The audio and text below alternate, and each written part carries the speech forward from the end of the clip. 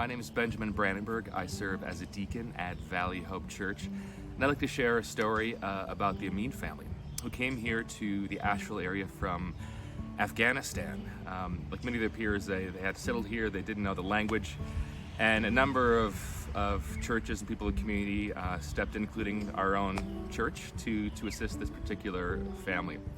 And it has been a blessing being sort of as Christ to this family, helping them learn how to drive in parking lots with other 15-year-old kids also learning how to drive, getting them set up in jobs in the local community, having them over for dinner and things of this nature, just getting them settled in this country, and also showing them what it means to be Christian, and what it means to be a faithful presence to Muslims in our midst.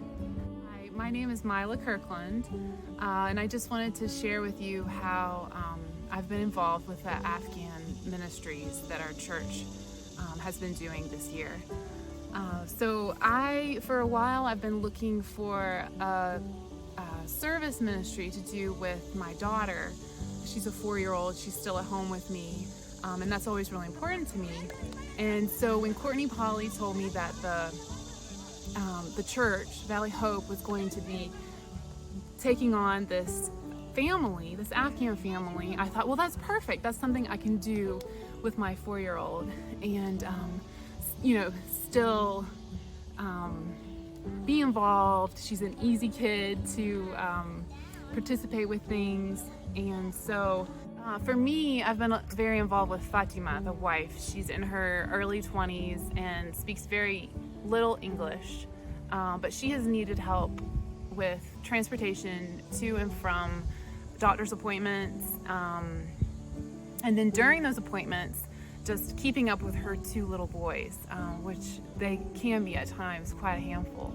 So that's been a good experience, helping her in that way, practicing English while I'm with her, picking up medicine, taking her Bounty and Soul food, things like that. Also, with Kelly Caruso, one day we went over and planted some flowers around her house and some vegetables and fruits, and also herbs that we hope she'll be able to use. And that was just a blast, being able to minister to her in that way at their house. Also, I've been able to get to know the 2 older men a little bit as well, driving them to work a few times and also to the mosque.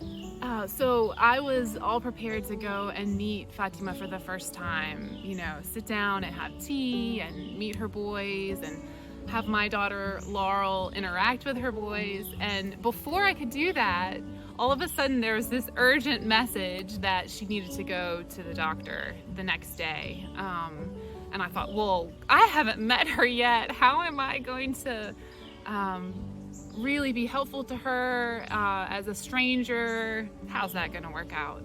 And what I came to realize was that I needed to act in love and in faith, put aside all my preconceived notions about asking permission, and just go and help Fatima in the way she needed. She doesn't know anybody anyways. She doesn't need to meet me as a woman of the community before I go and help her.